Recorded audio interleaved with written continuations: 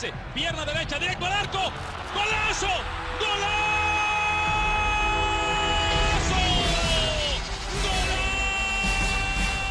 The world of football with a soccer perspective. This is Soccer Today with Duane, Rollins and Kevin Laramee, live on the Sports Podcasting Network. Good day, good night, and welcome to Soccer Today for Tuesday, April 17th. Duane, the day is upon us. Leg 1 of the CONCACAF Champions League final tonight in the North Pole. Of the first game, I'm exaggerating. It melted, and it's not that bad. And in the words of Greg Vanny and the images that we've seen across social media, Duane, the pitch was covered, and there was some interesting way to get the tarp off of the pitch with a kind of a blow-up contraption. And no, not the kind of blow-up contraption that you're used to seeing for all you out there. No, but one of those things that you like a big ball. And anyways. It's interesting account to follow the BMO grounds crew. Yeah, look, I don't anticipate that the field's going to be in great shape tonight. I mean, it's so much moisture out here. Yes, it's been covered, but, you know, it's going to be uncovered for most of the day. And even though it's a little bit, it's not snowing right now. I'm looking out the window. There is no snow right now. They're calling for, I've just got the Weather Network up here. There is a calling for about 40% POP today. Will be a mixed snow-rain mix, so it's not going to be pleasant out there. Currently on Toronto Islands, which is the closest to BMO Field, temperature currently 0 degrees, which, what's that, 36, I guess, in American? It's 32 Fahrenheit. 32 Fahrenheit, exactly. Yeah, Fahrenheit. Who uses Fahrenheit anyway? Anyway, there's one country in the world. Actually, there's two countries in the world now that uses the old English system, which is not England. It's the United States and Liberia, if you didn't know. Two in the world. Anyway, currently a wind chill feels like temperature of -6, so that's in the 20s. Gonna get warm up a little bit. Gonna get down to around. It's gonna be cold out there. That's the bottom line, and the field's gonna be a little damp and probably a little beat up. And yeah, not ideal, but it is what it is. Certainly, I can't imagine Chivas is very comfortable out there. I'll be there watching the warm up to sort of see how they react to the elements. But it should be fun out there. I'm putting myself in the shoes of Chivas players from their hotel yesterday, just looking outside the window and then seeing chunks of ice falling from the CN Tower and destroying the roof of the Sky Dome. I'd be like, yeah, do I really want to play soccer here? Yeah, exactly. For those who don't know that story, the CN Tower, which is the second tallest freestanding building in the world, had ice fall off the top, which, you know, that's basically a missile at that point. Go through the roof at Skydome, Rogers Center, and cancel the Blue Jay game last night. It means there's an old-fashioned doubleheader at the Blue Jay game. If you're off work, you were going to go to the pub, you can go to the Blue Jay game instead. If you're really eager, there's lots of good tickets available for that one. That game should be over in lots of time for you to get to the BMO, do a true baseball soccer doubleheader today. Yeah, which will be a triple header if you could do that. Reminds me of my young days when I used to go to the Olympic Stadium really early in the morning for two baseball game back to back. Jeez, those were long afternoons. But back to soccer, Duane. Yes, back to soccer. Yeah. Look, I don't know what to think going into this. There are a lot of TFC fans that are starting to get nervous about the F word, the favorite word about this. Like, I don't know if I like this. And Greg Vanny was trying to dismiss it in the pregame press conference yesterday. Both managers were. The Chivas manager learned the lesson of America. They were very complimentary of TFC yesterday when they were talking about it. Said that it was a well-designed team, a team that had its own style. Sort of imposed its own style on teams. They were exceptionally complimentary about TFC, saying they had a lot of respect for them, which, learned the lesson, because you don't want to basically do what and Club America did in that semifinal match with, doing the bulletin board. Well, at this point in time, I don't know if that really means anything. I think TFC is more motivated internally than anything that's going to come externally out of them. Are they the favorites? Yeah, as Rudy said yesterday, on paper, they certainly are. Whether or not they can convert that, it's all going to be down to execution tonight. And I think once we see that lineup, and I am planning to get to the stadium very early because I am curious to watch, how Josie Altidore looks in the warm-up, how Justin Morrow looks in the warm-up, how well this team is going to look, how comfortable Chivas is in the conditions. There's going to be a lot of factors in this that I'll be curious to watch around 7 to 7:30. So I guess it'd be about 7:15 to 8:15 or 7:45. I can't tell time tonight. So that'll be very interesting to watch, and should be a cold one down by the lake. Remind you a little bit of a certain game back last December. Another final, the fifth. This is the potential for the fifth trophy in 24 months for TFC, and that is something that no one would have ever predicted back 4 or 5 years ago. No, exactly. And when you look at this game tonight, yes, it'll be difficult with the weather. It's the first leg of 2, but Toronto does have a chance to maybe score a few at home to make it easier next week in Guadalajara, which it won't be easy. So it'll be interesting. But make sure you become a patron. Patreon.com/sportspodcastnetwork to listen to the Two Solitude Soccer Podcast, your exclusive Canadian soccer show, Canadian soccer only, and Canadian Premier League, where in the next episode dropping this Thursday, we'll be talking about how the Canadian Premier League will affect the CONCACAF Champions League and how it will affect maybe the amount of spots for Canada. We'll talk about those possibilities. But when you're looking at this tonight, Duane, it's the end of that journey. Okay, next week too. But it's the end of that journey that started with the Canadian Championship last year. How sweet it is. I know people think of Toronto as an MLS team. It is an MLS team. But they're representing Canada here. Does it really matter?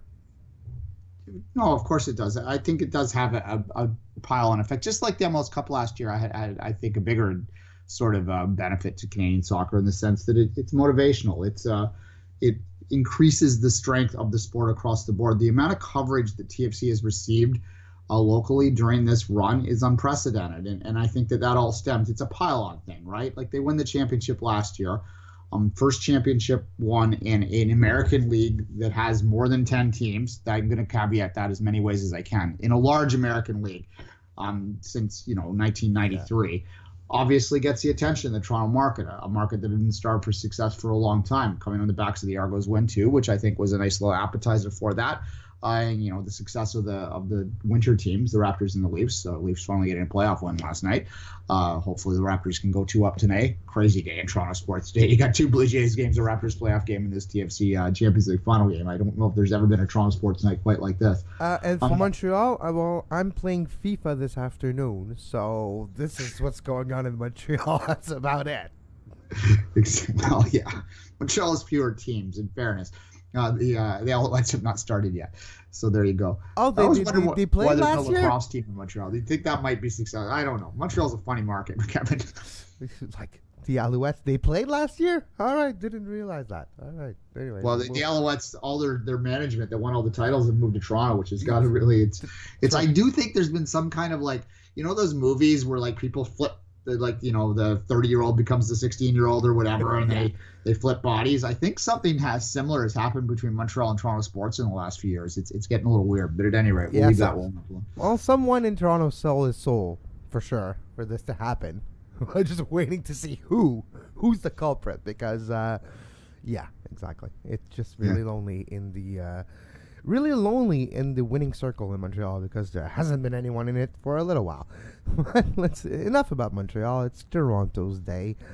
I know it's difficult. Okay, Duane. All right, now this is going to be a question that I want you to answer to the rest of the league, the rest of the continent. This is for neutrals tonight. They're not cheering on Toronto. Why should they?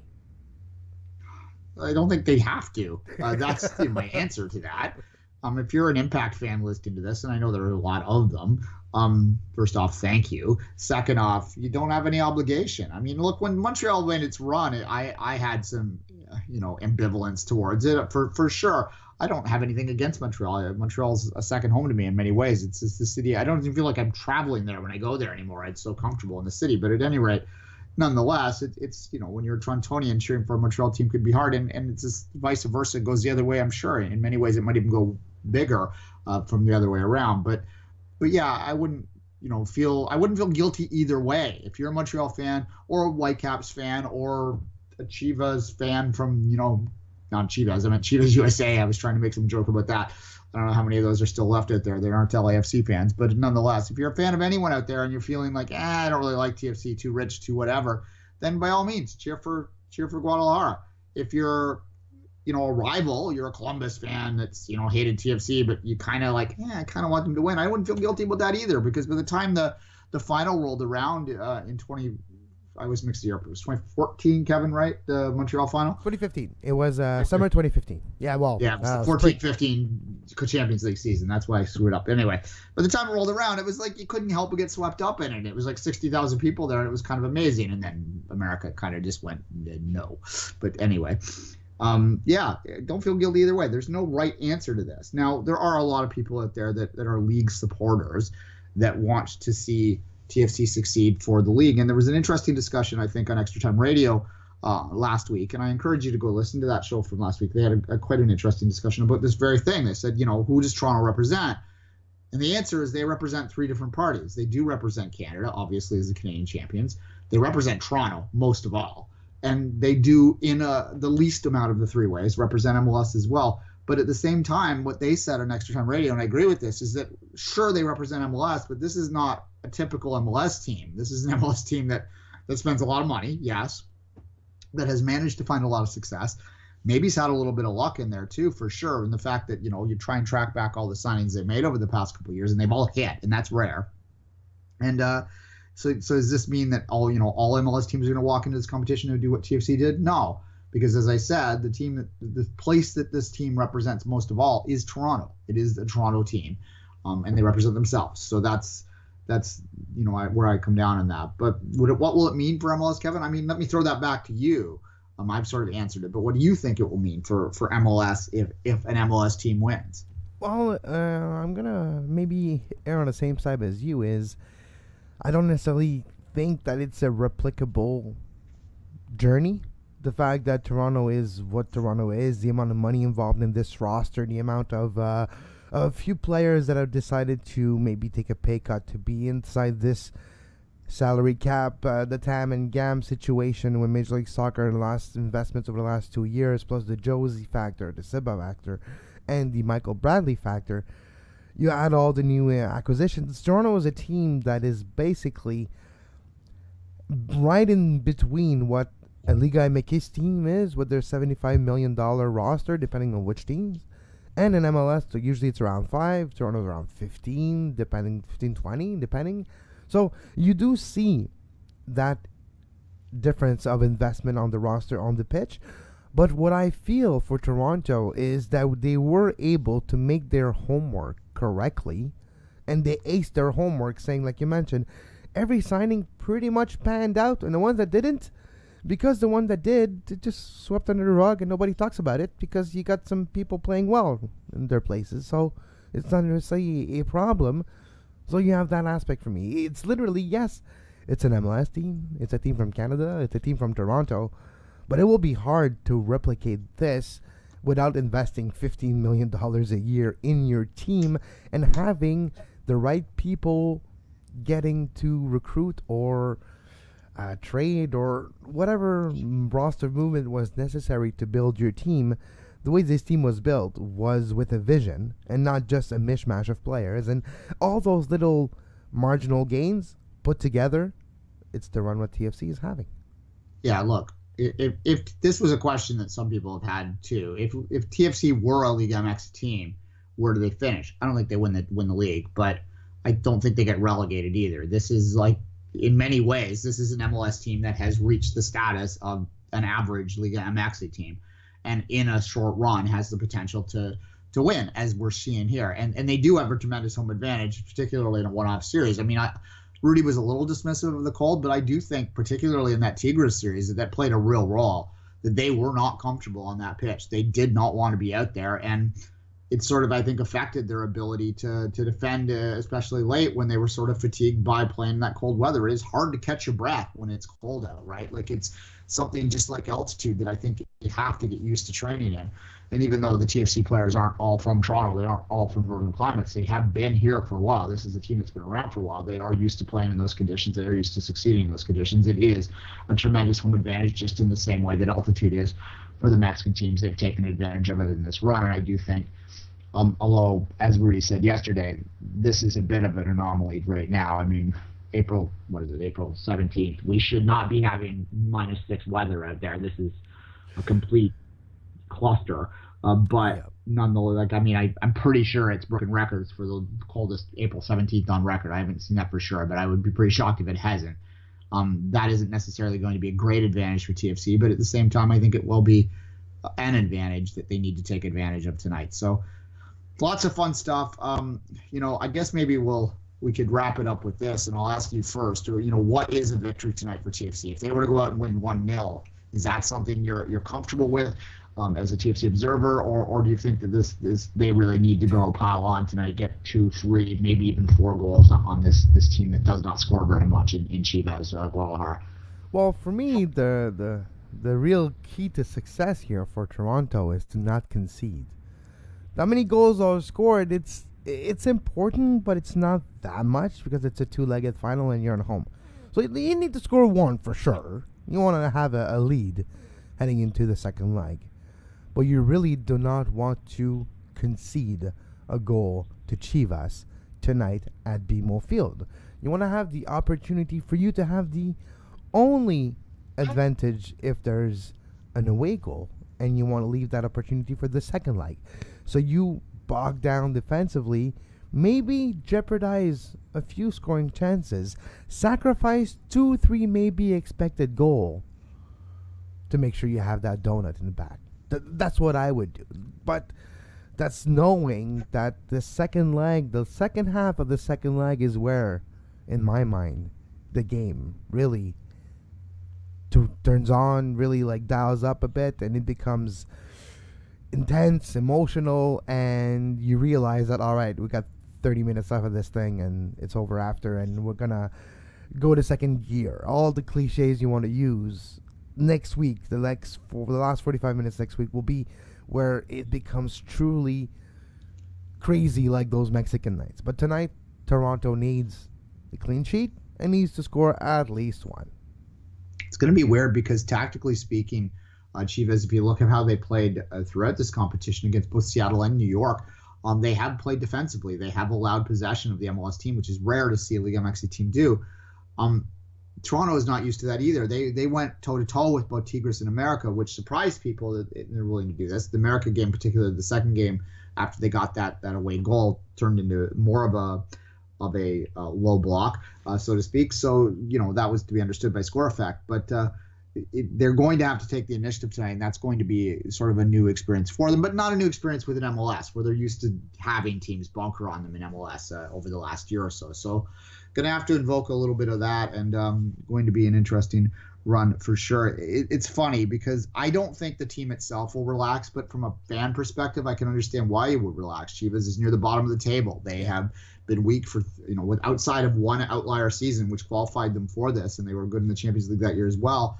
Have not been very good over the past 5 or 6 years, to the point that, as many speculate, they might be changing the promotion relegation rules to ensure that they stay up. I mean, this is a club that does not play at particularly high altitude for Mexico. I mean, they're something like 1,200 feet above sea level, which is not, zero, but it's not Mexico City either, right? So it's closer to what the Monterrey experience would be. They play on the coast, so it's not particularly smoggy or pollution isn't really a factor. It's not. And they lost the aura of invincibility that sometimes Mexican team have versus MLS teams. When you think of Toronto and this run, Mexican team, yeah, but they already took care of Tigres. Yeah, but they already took care of Club America. So you kind of have a certain amount of confidence, though, if you're Toronto, that look, we've dealt with this adversity recently, and we passed it. We passed it with maybe not flying colors, but we passed it and won those 2 series. Tonight, it's just the third of a 4 series. Don't forget Colorado. We always forget Colorado. Everyone, people in Colorado, forgets Colorado, but that's something else.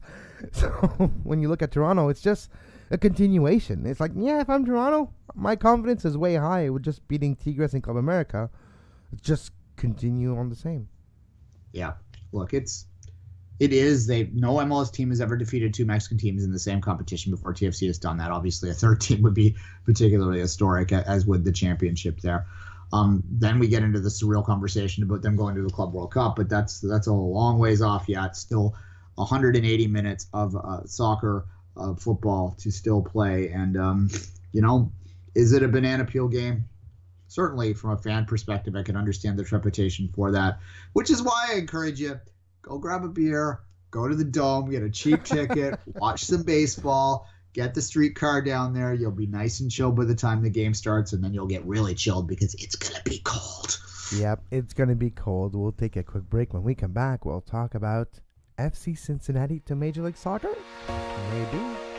You are listening to Soccer Today. Follow us on Twitter at SoccerTodaySPN and like our Facebook page, facebook.com/Sports Podcasting Network. You can find the podcast version of all the shows we do on iTunes, Apple Podcast, Google Play Store, TuneIn Radio, iHeartRadio, and anywhere you get your podcast.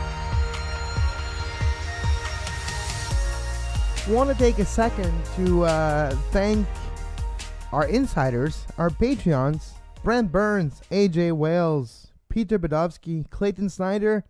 Thank you, gentlemen, for your patronage. If you want to be in the in crowd, you know you want to be in part of this. $2 a month gives you access to the Two Solitude Soccer podcasts. $1 Solitudes. That's patreon.com. That's patreon.com/Sports Podcasting Network. Brent Burns, I'm wondering, Duane, do you think it's the hockey player or the actor or none of the above? Gotta be the hockey player too. He's a big soccer guy, notoriously. For just keep Kevin, I've got a new Patreon award. Anyone who donates $500 a month, I will juggle wearing a Batman suit in Dundas Square and film that on Patreon for you. And make a special podcast about it. Yeah, exactly. So $500 donations, juggle Dundas Square dressed as Batman. That is my pledge to you. $500 a month can get you my dignity. There you go. All right. And $600 you'll put clothes on to do it. So if you want to see it with clothes, it's even more. So make sure that you give your money. Precisely. FC Cincinnati. You remember a few months ago, Duane, before Nashville was announced, Jeff Rutter, friend of the show, who is writing for The Athletic in Minnesota now, released the news that he was told that Nashville was in. Took a few weeks for everyone to confirm it, but it happened. Yesterday, FC Cincinnati voted, the city council voted for the line and the stadium proposition, and the vote was 5-4 in favor. Tense vote, apparently. That's tight, though. Yeah, a couple people flipped their votes too. At the end, it was a lot tighter than I think they were comfortable with. Some of the opposition was, typical stuff, resistance towards, supplementing rich people. America right now is not, particularly fond, particularly those on the left of the political spectrum, with giving money to people who have money right now. It's not exactly a popular proposition, but nonetheless, this passed a little under. It's a $212.5 million U.S. Stadium deal they're doing in the west end of Cincinnati.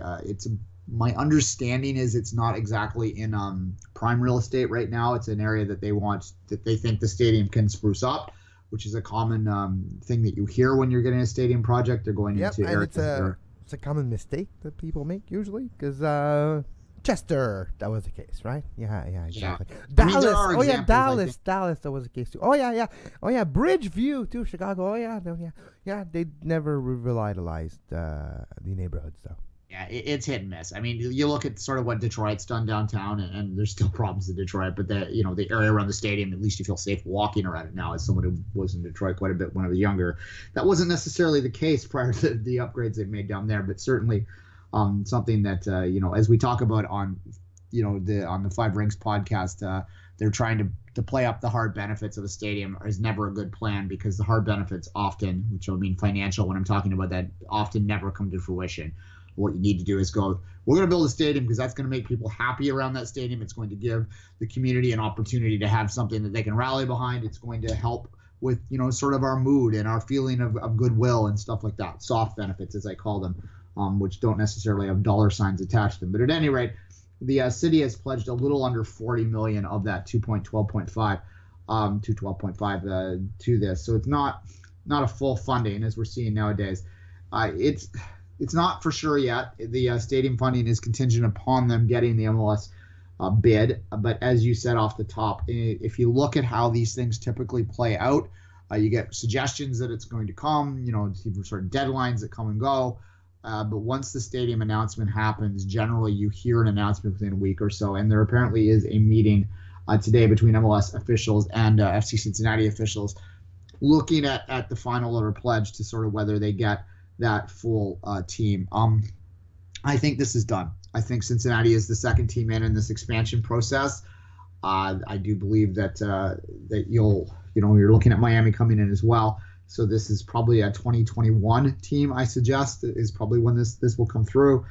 It seems surreal that we're talking about dates like 2021, but I suppose. Well, we're 2018, so it's like 3 years on the road, which is like nothing. I know. It still seems surreal, but nonetheless, and we've been talking about when we get to this point in these conversations, Nashville was a bit different because Nashville was like a comet. It came out of nowhere and suddenly it was hitting us. Cincinnati is more of it's still a little comet-like in the sense that FC Cincinnati sort of emerged 3 years ago out of nowhere, but it's been 3 years now, so this is not surprising anymore. Meanwhile, the slow burn out on the West Coast of Sacramento, I don't know what this means for them. I do think that the next expansion will focus on the West, so that might be some reassurance there, but I suspect that you're looking at least 2022 before you're having a team come in at this point. That's a long wait for those guys. It's a long wait, and to be fair, we've talked about this before, but what could be the big obstacle in Sacramento? When we talk about expansion and new teams doing Major League Soccer, what is the one thing we always talk about? It's not always, the one person we always talk about. It's not about stadiums. Yeah, they're important. And yeah, it's important, but we can deal without the stadium too if we really want the owner to be part of it. And I think that's the case. I think that's going to be, not that they don't want the owners that are in Sacramento, but there's maybe a bit more deeper pockets in Cincinnati for now. There were deeper pockets in Nashville. There was some deep pockets in like New York City FC, with Manchester City, with New York, with the possibility, okay, never mind the stadium, we're going to get you yourself a team. So one of the big point in a expansion decision is the ownership group. And I think that's one of the reasons why Sacramento keeps getting leaped in line is because of the ownership groups. Not saying they're not good enough, but saying there's maybe even nicer ones, or ones that are a bit more, I don't want to say like deeper pockets all the time, because when you have money, you have money. It's not necessarily a big issue, but it's just like maybe less worries for Major League Soccer with the ownership group from Cincinnati. There's also geography plays a role here. If you look at Cincinnati coming in, particularly if especially if Columbus leaves. Yeah, it is filling the gap in Ohio there, and the Midwest as well. I mean, there was a lot of talk about Detroit. Detroit's sort of not been able to get its ducks in line yet. So I think Cincinnati's all kind of been the Midwest backup plan that they've had anyway. But certainly, I feel for Sacramento. I look back at sort of my references to Sacramento over the years, and it's been about 4 years now that I've been talking about them being quote unquote the Rochester of this era. For those that don't remember, the Rochester Raging Rhinos at the time were a highly successful D2 team. They had a lot of great success. They were building a new stadium for themselves. There's a lot of people that suggested that they were the perfect sort of team to come into Major League Soccer at the time, because we got to think about the mentality of it too, like having a smaller market where it would be number one in the market was appealing to people. This was during the very bad old days of MLS when they were in danger of going under.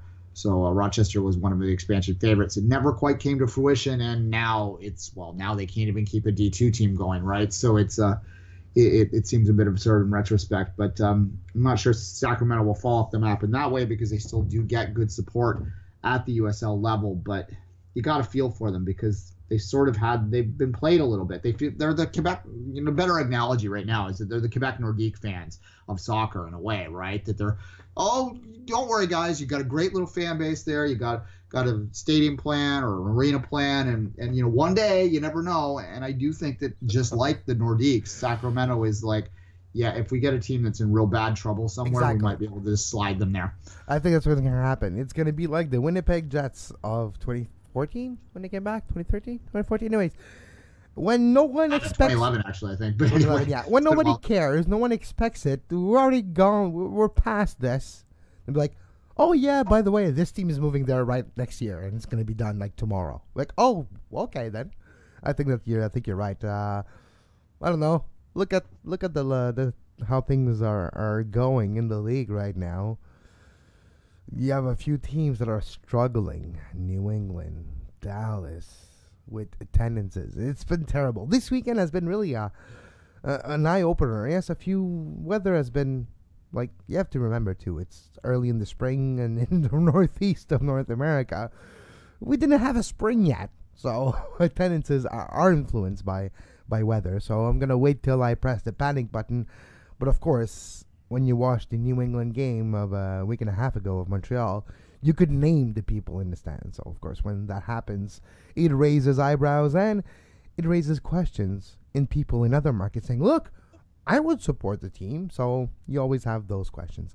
Duane, I'll take a small break, and when we come back, we'll finish the show with some United 2026 talk.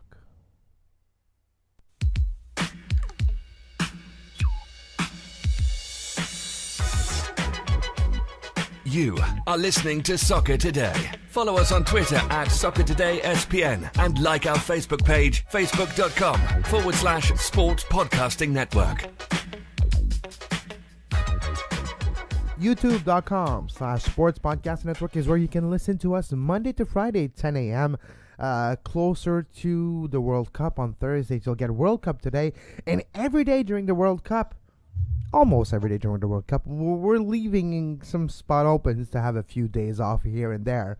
But almost every day during the World Cup, we'll have World Cup Today this summer as well. But youtube.com/Sports Podcast Network, make sure you click the subscribe button and make sure you click the bell right next to it to make sure you're notified whenever our Sexy Voices goes live. Duane, speaking of Sexy Voices and live, Morocco is gathering traction. When you're looking at the possibilities and the declarations of federations saying, I'm voting for those guys, I'm voting for these guys. What's the count so far? Yeah, what I've been doing is tracking hard count and soft count. The hard count is, well, there's just a whole bunch that added in right now. So the hard count are countries that have legitimately said. The soft count are countries that have legitimately said they're supporting, plus where we assume. So in Morocco's case, you assume that the African countries are going to support them. Excuse me. In the North American case, you assume that CONCACAF, for the most part, will support them, although we have seen a couple move away from that. So that's interesting there. We know South America has pledged for United at this point. But the bottom line is the count that I like to put out there that I think is the most indicative of where the vote is what I call the soft count, which, again, is the highly assumed plus declared. Right now, that soft count is 72 votes in favor of Morocco, 50 in favor of the United bid. You look at the undeclared, 85 countries that have not yet given any indication and aren't in an assumed camp. You have basically most of Asia, with the exception of the Arab countries, which went for Morocco yesterday. You have to think I call them the stands. It's Central America, the Central Asian Football Federation, or your stands, your Uzbekistans, your Azerbaijans, those countries there, they tend to politically float more towards the Arab states. So there's 6 votes there that you might be able to almost assume are going to Morocco. That's going to make this even tighter. The United bid is going to need to hold on to everything it has in CONCACAF, and we have seen 2 defections already, and basically get 90% of the remaining Asian votes and probably close to 80% of the remaining European votes, which is the other area which we don't know, although we have seen declarations from Belgium and from France. Spain hasn't actually declared yet, although we're assuming they're going for Morocco. Serbia has gone for Morocco. There's quite a few at Luxembourg, countries like that. Well, the it's caveat, not looking good on the vote side is the bottom line for the United bid. Yes, but that's before a few tidbits of information we're going to mention now, too. And those information will have more influence in the next few days. It's going to start next week, where FIFA goes into actual bids and visit like the bid books and all that. It's actually happening right now. So it's happening today, okay. Through to next week, yeah. So the next few days, that's going to happen. But it came out yesterday in a small article in a small newspaper, and since then, it made its round. But what hasn't not been talked about in Morocco's bid books is, when we talk about FIFA and having a World Cup, there's some human rights attached to that you need to have. And there's like laws, like decency laws, I call them, where you kind of make sure you need to have those. You cannot have an homophobic law in your country. Basically, homosexuality has been outlawed in Morocco. And it's one of those things that hasn't been talked about. But yeah, this is a bit like, it's pretty big. It's one of those things that if FIFA is serious about its new initiatives going forward, it's the type of thing that are like, it's a deal breaker right here. Yeah, look, it depends on how serious you think that this independent task force is. And for those that don't know, there are a lot of people out there that aren't completely aware with how this bidding process is working. There have been changes, at least on the surface, from the last time through. And just as a quick aside, Kevin and I might be talking about a documentary called Planet FIFA next week at some point, once we both have a chance to watch it. It's a couple years old now, French documentary. It's on Netflix. If you want to give it a watch over the weekend, it's worth it. Talks a lot about the corruption scandal, a little bit about how Morocco was involved in the 2010 bid that ultimately went to South Africa, how they were doing some brown envelope passings to Jack Warner at that time.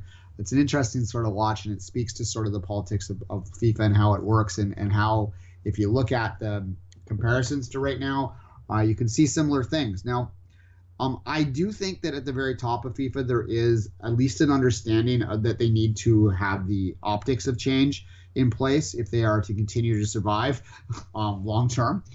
I'm not sure that if you get down to the FA level, whether that same attitude is shared. And this is where the worry comes into the United bid. The United bid, and I don't say this to be ethnocentric towards Morocco, I'm sure it is a wonderful country that would probably be able to ably host an event that is not quite this big very well. I have no doubt about that. But when you're talking about 48 teams in a World Cup and all of the infrastructure that not only goes into the stadiums, the 12 stadiums that need to be built, and that is a lot of white elephants that you're talking about there down the line, but also into 48 base camps into a small country like that. This is an insane undertaking for a country of that size. That is why United bid, even the United States decided to, for various reasons, but I think partly because of infrastructure reasons, even in the U.S., to get a little help outside of it. So this is, there's a lot of criticism to be had out to FIFA for even forcing countries into this situation where they have to host 48 teams. And I think down the line, you're going to see a lot of multiple country bids because it is such a massive undertaking. And but never mind the first ever World Cup of 48 clubs, right? 48 teams. It'll be the first one. Unless there is some suggestion that they're trying to make Qatar take it on, but let's hope that doesn't happen. Because Yes, there's exactly. enough going on there now. Exactly. And I think with the controversies of the last few World Cup attributions, basically look at the last 4 World Cups or the last 4 attributions. So we're talking about South Africa, Brazil, talking about Russia and Qatar. There's been controversies in all 4. When all 4 were chosen, there's been controversies. And now with the 48-team World Cup in 2026, the size and the scale and the amount of infrastructures, like you mentioned, to be built, to be in time, you'll have timetables to respect, deadlines to respect, 4 years out, 3 years out, and with all those stadiums to be built, with what hopefully is a real attitude of wanting to have more transparency. I think it's almost going to become a battle line. A battlefield, for the two philosophies that we're talking about. This bid is literally the old versus the new, the corrupt versus the transparent. I'm exaggerating a bit, but it's to show you, maybe to illustrate the point where if Morocco wins, don't be naive. It's not because their bid was better. It's not. In the way FIFA wants to align their philosophy, Morocco does not have a bid that fits that philosophy. So No. it's going to be interesting to see who wins that battle, who has the influence, who still is stuck in 1992 type of politics behind the scenes in FIFA, and who's in 2018. Yeah, and look, it's a one nation, one vote situation, which, there was problems with the Exco in the past, certainly with the ability of a man like Jack Warner, who could control who would win the World Cup and was able to, again, to go back to Planet FIFA that I spoke of, that movie a minute ago, they showed documentation that basically he got about $11 or $12 million handed to him to direct the votes in 2010. So problems, right? And FIFA's solution to this was to go to a one nation, one vote situation. But if you look, all the way back into the history of this organization, that's manipulable too. Sepp Blatter was a master at sort of controlling the African bloc, in particular by grants to FAs that were in theory to build infrastructure for the sport, but in practice lined the pockets of those in the FAs in exchange for support for Blatter's agenda. This happened for years. It's well documented now. We don't even have to say allegedly. This stuff is out there. So the fact that we still have a situation where it's one nation, one vote for a World Cup doesn't really fix the problem of corruption, because it might even make it worse. And we have no proof that any of these countries are exchanging, favor for vote, but you look at the history of this organization and you have to at least raise that Spockian eyebrow, right? You have to go, I don't know about this. And there's a lot of problems here. Now, this is to get back to the actual pragmatism of it, as I started a minute ago. There is what they call an independent task force that is going to inspect these sites and give a ranking between 0 and 5 based on their belief, their supposedly independent belief of their ability to host the World Cup. I think there's something like 5 categories. This includes human rights. So human rights, this the failure to disclosure their homophobic laws, and it is illegal to have relationships between those of the same sex, like like jail time illegal. So this is clearly a violation of the human rights violation. This on its own was enough to disqualify them. But putting that aside, if they score an average of less than 2, and again, this is a pretty liberal sort of range that they're giving them, because it goes to 5, so you could still have a failing grade average and still pass the inspections. That said, if they do have it less than 2, then they will be disqualified from the final ballot. That would mean that the final ballot would not have Morocco on it, that all of these countries that have declared their support would have to then either decide to support the united bid or to vote for the other option, which will be on the ballot, which is none of the above. They can vote collectively to reopen the bidding process. And if Morocco is booted off the bid, don't be surprised if none of the above gains some traction, as a lot of these votes are both, if we're going to be cynical about it, as I just was, they maybe have some financial windfalls attached to them, but to not be cynical, just to be sort of, it is cynical, but not to be as cynical.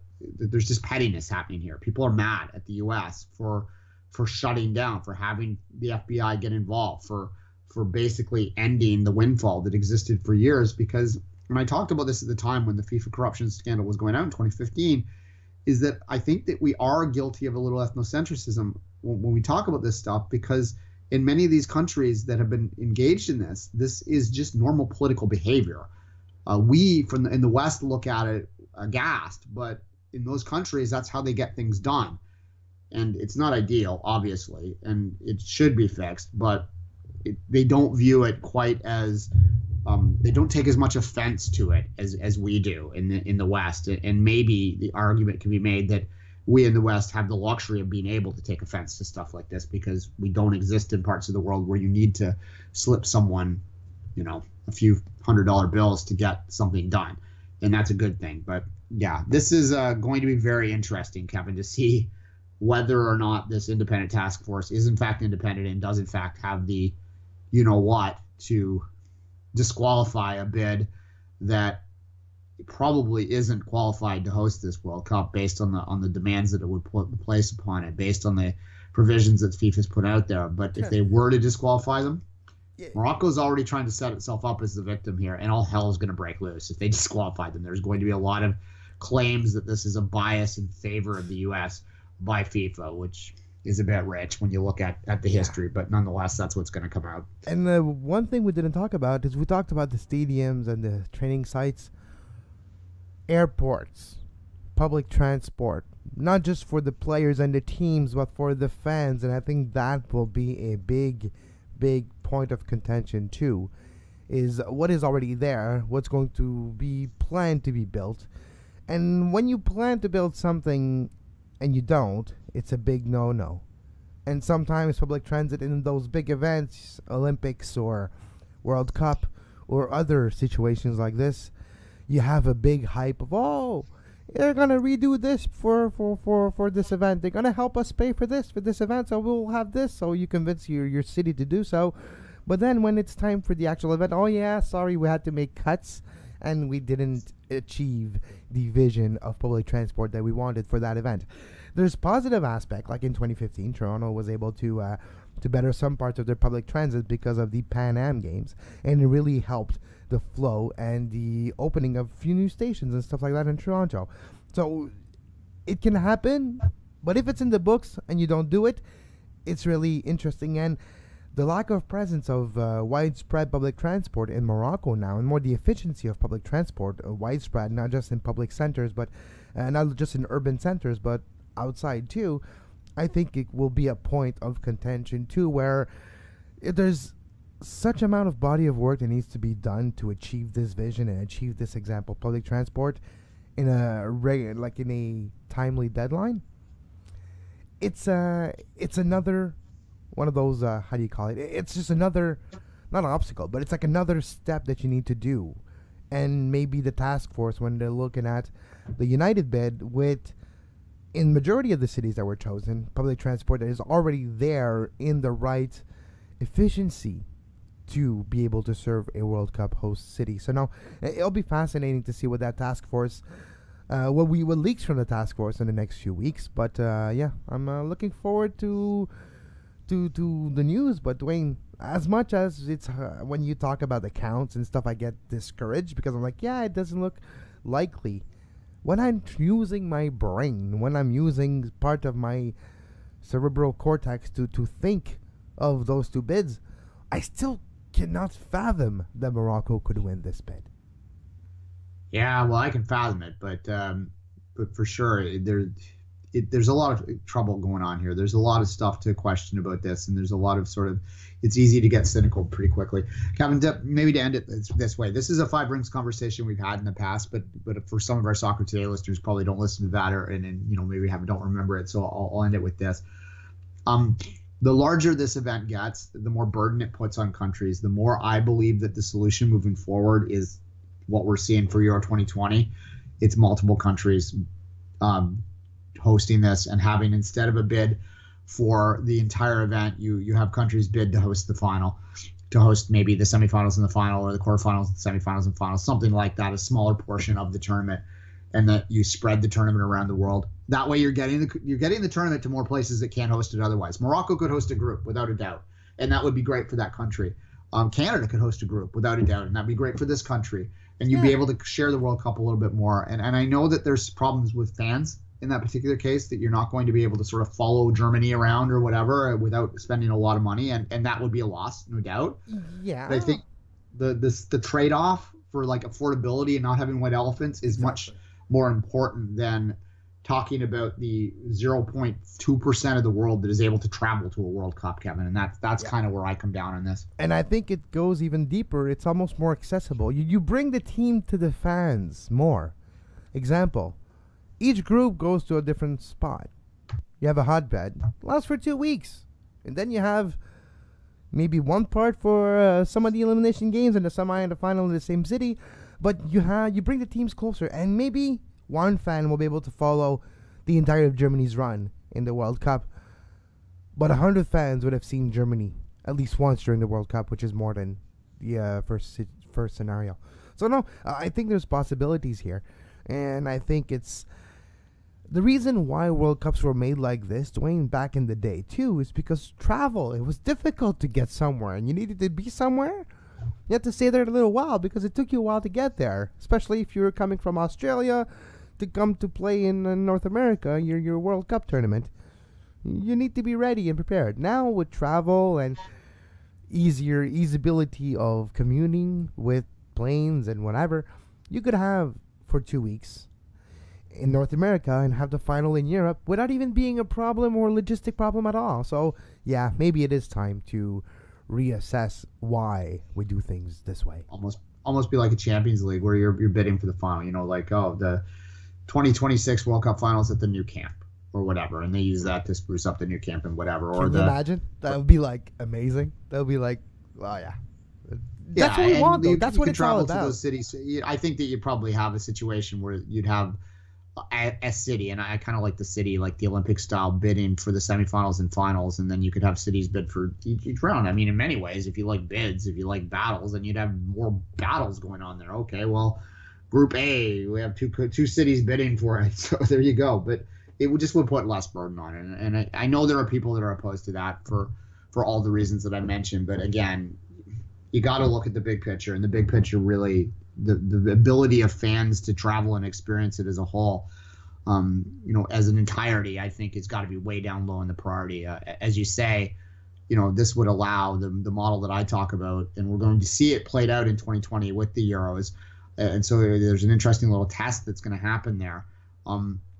It would give the World Cup to more countries. I mean, exactly. Like I said, Morocco could easily host a group. You could probably have groups in much smaller countries. And Oceania might be able to host a group at some point. The Caribbean might be able to host a group at some point, which will never get the tournament otherwise. So I do think there's a lot of thought to be put into that. 48 teams, 48 base camps, and people always ignore that part of it.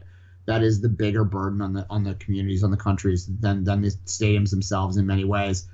If you want it that big, then I think you got to look at solutions that aren't putting all of the burden on one country. Yep, absolutely. So we'll keep an eye on this over the next few days. Tonight, CCL final leg 1 in Toronto. We'll keep an eye on this. You can follow Duane on Twitter at 24th Minute all throughout the day to get his behind the scene look at the warm up, at the stadium, at the crowd, and get all his opinion live from BMO Field tonight. And you can watch the game, of course, on TSN on television. We'll be back tomorrow at 10 a.m. for another edition of Soccer Today.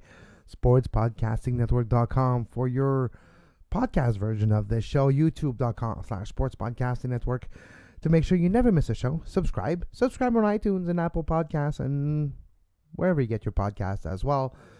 And as always, until next time, which is tomorrow, have a great soccer. You can find the podcast version of all the shows we do on iTunes, Apple Podcast, Google Play Store, TuneIn Radio, iHeartRadio, and anywhere you get your podcast.